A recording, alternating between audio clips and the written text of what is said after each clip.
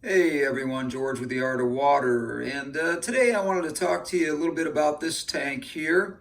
This is one of the first scapes that I ever built, and I've got a couple of things I wanted to talk about that I've noticed about this tank over the last couple of weeks regarding the wood, for one, and for another, the plants in this tank. Number one, had a little bit of a meltdown on the plant to the far back there. Had to trim it up quite a bit. Not sure what that was, but I'm starting to understand that sometimes the problems arise from the temperature in the tank. And I've noticed that some plants just don't do well in higher temperatures. Now, this may be just my observation, or this may be a scientific fact that I just wasn't aware of until recently. But I did notice that this tank was getting to around 80 to 81 degrees consistently, and it's, I think, because I'm keeping the heat in with a cover on the top of it. And even though I do have a thermostat in here, a heater with a thermostat, I should say, for whatever reason, this tank was getting, between 80 and 81 degrees. I started to notice the melting of the plant in the back, but I also started noticing that some of my other plants have really taken off.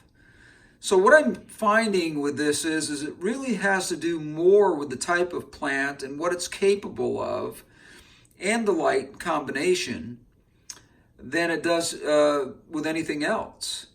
And I don't know why certain plants melt and certain plants don't in the same tank. It just happens to be that way. But I have seen the correlation between the heat in the tank, the temperature of the tank, I should say, and the melting process. I have turned this down. I'm running it at about 76 to 78 degrees now. That's several degrees lower than obviously the 80 to 81 degrees. And I have noticed that the plant in the back is starting to come back and starting to thrive again. Now this tank really is only set up for some shrimp. I have some blue velvet shrimp in here. I do have some autocinclids in here that I use for any kind of algae that might take place. I don't really have a problem with algae in any of my tanks because I do a lot of water changes, and I'm really careful to make sure that I'm aware of any kind of possibility of algae growth in the tank at all. The other things that are in this tank obviously are ember tetras, which you are obviously seeing going around this tank. There's about 15 in here, I would say, which is a pretty nice school for a 20-gallon. So I kind of leave it at that. This is more of a species tank than anything else. It's not a tank that I'm looking to put a lot of different kinds of fish in. I do have tanks all over my home with mostly just species tanks. I do have one that is more of a community tank, but it is a community tank strictly with barbs.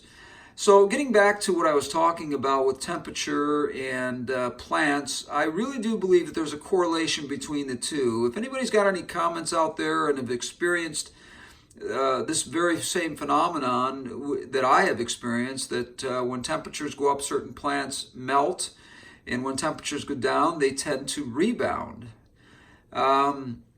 So you do have to find that balance. As someone who's only been in this hobby for about 5 years, I went from saltwater to freshwater, and really have not had an experience where I noticed specifically, as I have with this particular tank, that the correlation between temperature and light really had a lot to do with whether or not plants in a tank would melt.